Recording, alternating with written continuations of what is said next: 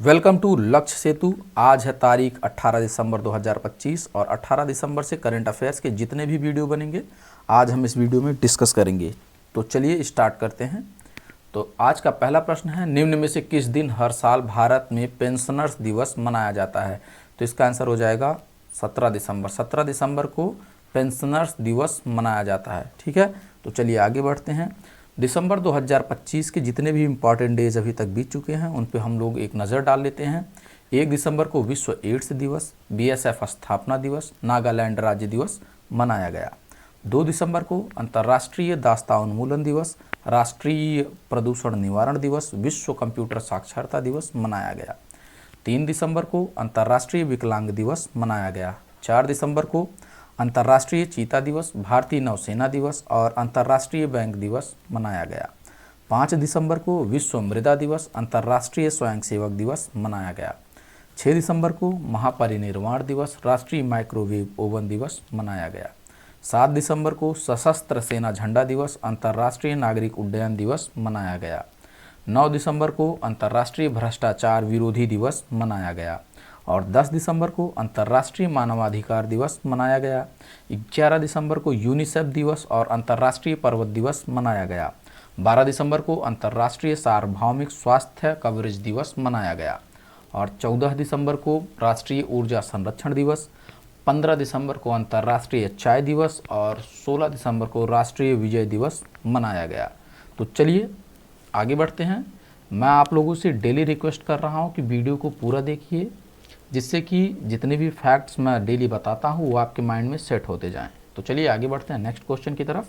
वेल्लोडे पक्षी अभ्यारण्य किस राज्य में स्थित है? तो इसका आंसर हो जाएगा तमिलनाडु। जी ठीक है, तमिलनाडु में वेल्लोडे पक्षी अभ्यारण्य स्थित है। ठीक है, तमिलनाडु के एरोड जिले से लगभग 12 किलोमीटर दूर वादमुगम वेलोड में स्थित वेलोड पक्षी अभ्यारण्य में प्रवासी पक्षियों का आगमन शुरू हो गया है। ठीक है, यह तमिलनाडु के सबसे प्रसिद्ध पक्षी अभ्यारण्यों में से एक है और मध्य एशियाई फ्लाईवे जो है, मध्य एशिया के फ्लाईवे है उस पर स्थित है, जो एक प्रमुख प्रवासी मार्ग है। अभ्यारण्य में मुख्य रूप से सितंबर से दिसंबर के बीच उत्तर पूर्वी मानसून से वर्षा होती है। यह स्थानीय और प्रवासी दोनों प्रकार के पक्षियों के लिए प्रजनन और विश्राम स्थल का काम करता है। तो चलिए आगे बढ़ते हैं नेक्स्ट क्वेश्चन की तरफ। उससे पहले हम मैप में देख लेंगे कि तमिलनाडु कहाँ पे स्थित है। तमिलनाडु यहाँ पे स्थित है और तमिलनाडु की कैपिटल क्या है? चेन्नई। और इसके चीफ मिनिस्टर कौन है? MK Stalin. और गवर्नर कौन है?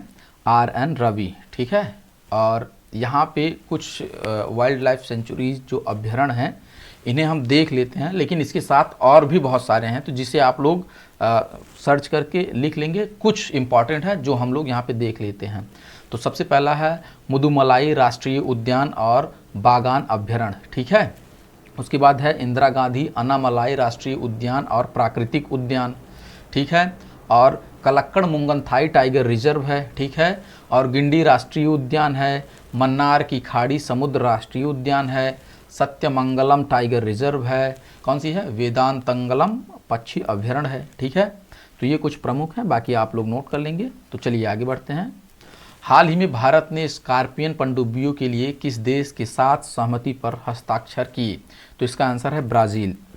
ठीक है, स्कॉर्पियन रेंज के पनडुब्बी पर विशेष ध्यान देते हुए भारत और ब्राज़ील ने समुद्री तथा रक्षा सहयोग को गहरा करने के लिए एक त्रिपक्षीय सहमति पर हस्ताक्षर किया है। किस पे? त्रिपक्षीय सहमति पर। ठीक है, ब्राज़ील की आधिकारिक यात्रा के दौरान इस समझौते पर नौसेना प्रमुख एडमिरल दिनेश के ट्रिप पर हस्ताक्षर किए गए। ठीक है, यह समझौता भारतीय नौसेना, ब्राज़ीलियाई नौसेना और मझगांव डाक शिप बिल्डर्स लिमिटेड के बीच है। ठीक है, भारत प्रोजेक्ट 75 के तहत स्कॉर्पियन पनडुब्बियों का ऑपरेशन करता है। तो चलिए आगे बढ़ते हैं नेक्स्ट क्वेश्चन की तरफ। मैप में देख लेते हैं। ब्राज़ील यहाँ पर है जो कि साउथ अमेरिका का एक पार्ट है। ठीक है, ब्राज़ील की कैपिटल क्या है? ब्राज़ीलिया। और ब्राज़ीलियन रियाल जो है इसकी करेंसी है और इसके प्रेसिडेंट कौन है? लुइज इनासियो लूला दा सिल्वा। ठीक है, तो चलिए आगे बढ़ते हैं अगले प्रश्न की तरफ।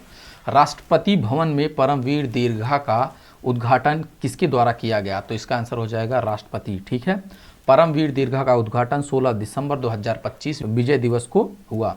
राष्ट्रपति द्रौपदी मुर्मू द्वारा इसका उद्घाटन किया गया और राष्ट्रपति भवन में यह स्थित है। ठीक है। इसमें परमवीर चक्र से सम्मानित सभी 21 लोगों के चित्र प्रदर्शित किए गए हैं। ठीक है। जो हाल ही में जिनको परमवीर चक्र मिला है उनके चित्र प्रदर्शित किए गए हैं। परमवीर चक्र भारत का सर्वोच्च सैन्य वीरता पुरस्कार है।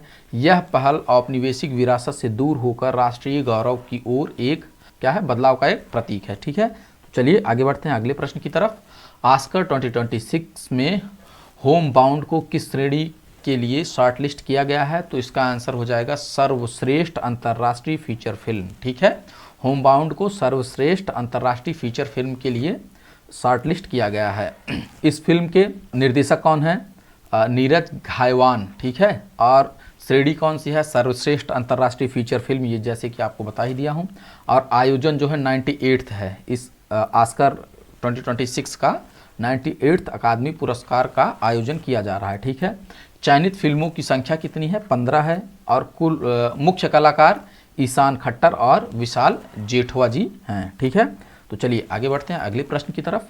कौन सा वैश्विक बैंक मुंबई में एशिया का सबसे बड़ा ग्लोबल कैपेबिलिटी सेंटर GCC स्थापित करने की योजना बना रहा है? तो इसका आंसर हो जाएगा JP मॉर्गन। ठीक है।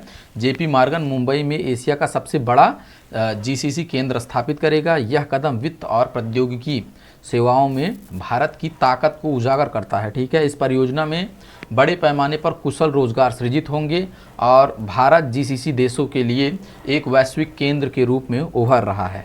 तो चलिए अगले क्वेश्चन की तरफ आगे बढ़ते हैं। विश्व निवेश जोखिम और लचीलापन सूचकांक 2025 में भारत कौन से स्थान पर है? यहाँ पे मैं आपसे एक क्वेश्चन पूछूंगा कि वैश्विक निवेश जोखिम और लचीलापन सूचकांक कौन जारी करता है? इसका आंसर आप लोग हमें कमेंट बॉक्स में देंगे। ठीक है। तो इसका आंसर हो जाएगा 104। ठीक है। भारत की रैंक कौन सी है? 104वीं है। कुल स्कोर है 54.42 और कुल लचीलापन स्कोर है 49.76 और जोखिम स्तर जो है इसका उच्च है। ठीक है। तो चलिए आगे बढ़ते हैं। यह सूचकांक दो मुख्य आयामों के आधार पर देशों का मूल्यांकन करता है, जैसे कि कुल जोखिम स्कोर जितना कम हो उतना ज़्यादा बेहतर होता है। इसमें राजनीतिक, आर्थिक, कानूनी और नियामक और जलवायु संबंधी जोखिम शामिल हैं। ठीक है। और दूसरा क्या है? कुल लचीलापन स्कोर जितना अधिक होगा उतना ज़्यादा बेहतर है। ठीक है। नवाचार क्षमता, शासन की मजबूती, संस्थागत गुणवत्ता और सामाजिक स्थिरता का आकलन करता है। ठीक है। उच्च समग्र स्कोर एक सुरक्षित और अधिक स्थिर निवेश गंतव्य का संकेत देता है। 2025 में सबसे अधिक लचीले 10 देश, इसका मतलब क्या है कि जो सबसे उच्च स्तर पे हैं। ठीक है। तो सबसे पहले हैं Switzerland, Denmark, Norway, Singapore, Sweden, Luxembourg, Finland, Netherland और जर्मनी और आइसलैंड। ध्यान देने योग्य बात यह है कि लेबनान स्कोर जो है 26.57 के साथ सबसे निचले स्थान पर है। ठीक है। तो चलिए आगे बढ़ते हैं अगले क्वेश्चन की तरफ। The one cricket my life and more किस भारतीय क्रिकेटर की आत्मकथा है? तो ये है शिखर धवन की। ठीक है। शिखर धवन की the one cricket my life and more, ये जो है शिखर धवन की आत्मकथा है। ठीक है। भारतीय क्रिकेटर शिखर धवन ने नई दिल्ली में आयोजित एक कार्यक्रम में अपनी आत्मकथा the one cricketer my life and more का विमोचन किया। इस विमोचन समारोह में इस बात पर प्रकाश डाला कि कैसे मानसिकता और लक्ष्य प्राप्ति ने उनके क्रिकेट करियर और जीवन के निर्णयों को आकार दिया। यह पुस्तक उन सिद्धांतों को दर्शाती है जो उनके उद्यम द वन ग्रुप, उनका उद्यम क्या है? द वन ग्रुप का मार्गदर्शन करते हैं, जो सुनियोजित एथलीट विकास और ज़मीनी स्तर के खेलों पर केंद्रित है। उन्होंने पुस्तक के दर्शन को शिखर धवन फाउंडेशन से भी जोड़ा, जो शिखर धवन और सामुदायिक विकास के क्षेत्र में कार्य करता है। तो चलिए आगे बढ़ते हैं नेक्स्ट क्वेश्चन की तरफ। हाल ही में चर्चा में आए आर्टेमिसिनिन का क्या मतलब है? इसका मतलब है कि मलेरिया रोधी दवा। ठीक है। ये मलेरिया रोधी दवा का कार्य करता है। ठीक है। आर्टेमिसिनिन एक मलेरिया रोधी दवा है जो आर्टेमिसिया एनुआ नामक मीठे वर्मवुड पौधे से प्राप्त होता है। इसकी खोज जो है 1970 के दशक में हुई थी। यह तब एक महत्वपूर्ण सफलता साबित हुई थी जब मलेरिया परजीवियों ने क्लोरोक्वीन जैसी पुरानी दवाओं के प्रति प्रतिरोध विकसित कर लिया था। ठीक है, और यहाँ पे एक क्वेश्चन मैं पूछना चाहूँगा कि मलेरिया का साइंटिफिक नेम क्या है। ठीक है, और यह प्लाज्मोडियम जीनस के सभी मलेरिया कारक परजीवियों के खिलाफ प्रभावी है, मुख्य रूप से रक्त अवस्था के दौरान। ठीक है, और आर्टेमिसिनिन परजीवियों को जल्द कम कर देता है लेकिन शरीर में थोड़ा समय के लिए ही रहता है, इसलिए इसे अन्य दवाओं के साथ मिलाकर दिया जाता है। विश्व स्वास्थ्य संगठन प्लाज्मोडियम फाल्सीपेरम मलेरिया के मानक उपचार के रूप में आर्टेमिसिनिन आधारित संयोजन उपचार की सिफारिश करता है। ठीक है, तो चलिए आगे बढ़ते हैं अगले क्वेश्चन की तरफ। सेवा प्रदाताओं के लिए क्षमता निर्माण योजना किस मंत्रालय द्वारा शुरू की गई है? तो इसका आंसर है पर्यटन मंत्रालय। ठीक है, यह भारत की पर्यटन क्षमता को विकसित करने के लिए पर्यटन मंत्रालय द्वारा शुरू की गई एक केंद्रीय सरकारी योजना है। यह योजना संगठित और असंगठित पर्यटन तथा आतिथ्य क्षेत्रों दोनों के लिए कौशल विकास और प्रमाणन का केंद्र है। प्रशिक्षण कार्यक्रम देश के शहरी, ग्रामीण और आदिवासी क्षेत्रों में आयोजित किए जाते हैं। ठीक है, तो चलिए आगे बढ़ते हैं, जो कि आज का प्रश्न है। प्रधानमंत्री मोदी ने दुनिया के सबसे बड़े कार्यालय भवन सूरत डायमंड बुर्ज का उद्घाटन किया। यह इमारत किस अमेरिकी इमारत से भी बड़ी है? ठीक है, तो इसका आंसर आप लोग कमेंट बॉक्स में देंगे, और वीडियो आप लोगों को अच्छी लग रही हो तो वीडियो को लाइक शेयर सब्सक्राइब जरूर करिए। तो चलिए देखते हैं कल के प्रश्न को। प्रोजेक्ट महादेव किस राज्य में शुरू किया गया? तो इसका आंसर है महाराष्ट्र, जो कि मुख्यमंत्री देवेंद्र फडणवीस ने प्रोजेक्ट महादेव को 13 वर्ष से कम आयु के फुटबॉल प्रतिभाओं की पहचान करने और राज्य में उच्च गुणवत्ता वाले फुटबॉल खिलाड़ियों को विकसित करने के लिए शुरू की गई है। ठीक है, तो चलिए आगे बढ़ते हैं रिवीजन की तरफ। किस प्रदेश में भारत की पहली वन्यजीव सुरक्षित सड़क का शुभारंभ किया गया? तो इसका आंसर है मध्य प्रदेश। हाल ही में किस राज्य को पोंडरू खादी भौगोलिक संकेत टैग प्रदान किया गया है? तो इसका आंसर है आंध्र प्रदेश। ठीक है, दिसंबर 2025 में कौन सा देश अपने संपूर्ण राष्ट्रीय व्यंजन के लिए यूनेस्को की मान्यता प्राप्त करने वाला विश्व का पहला देश बन गया है? तो इसका आंसर है इटली। जोस एंटोनियो कास्ट दिसंबर 2025 में किस देश के नए राष्ट्रपति चुने गए हैं? तो इसका आंसर है चिली।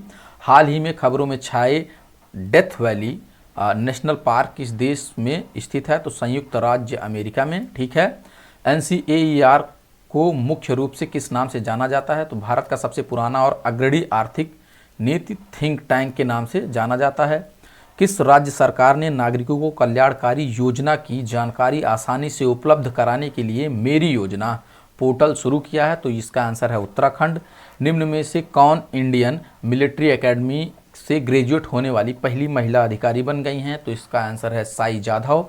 उत्तराखंड के अल्मोड़ा जिले की कविता चंद ने हाल ही में किस महाद्वीप की सबसे ऊंची चोटी माउंट विंसन पर सफलतापूर्वक चढ़ाई की? तो इसका आंसर है अंटार्कटिका। ठीक है, तो चलिए वन लाइनर क्वेश्चन की तरफ चलते हैं। और प्रेस क्लब ऑफ इंडिया की पहली महिला अध्यक्ष कौन बनी हैं? तो संगीता बरुआ सिरारोटी हैं।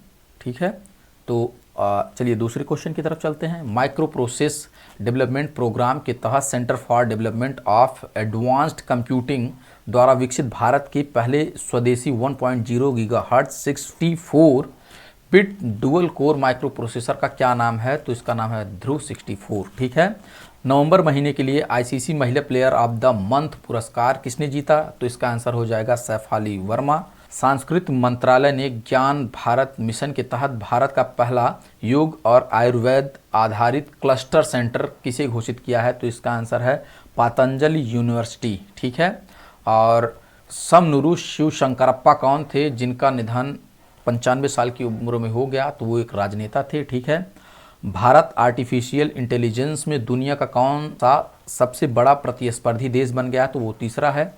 एक मछली पालन और एक्वाकल्चर की क्षमता को प्रदर्शित करने के लिए हाल ही में किस राज्य या केंद्र शासित प्रदेश ने अपना पहला इन्वेस्टर्स मीट का आयोजन किया है? तो उसका आंसर है लक्षद्वीप। 47वें अखिल भारतीय जनसंपर्क सम्मेलन किस राज्य में आयोजित किया जाएगा? तो इसका आंसर है उत्तराखंड के देहरादून में। ठीक है। गंभीर स्ट्रोक के लिए एक एडवांस्ड ब्रेन स्टेट का देश का पहला डेडिकेटेड क्लिनिकल ट्रायल किसके द्वारा चालू किया गया? तो इसका आंसर है दिल्ली एम्स के द्वारा। Thanks for watching, please subscribe.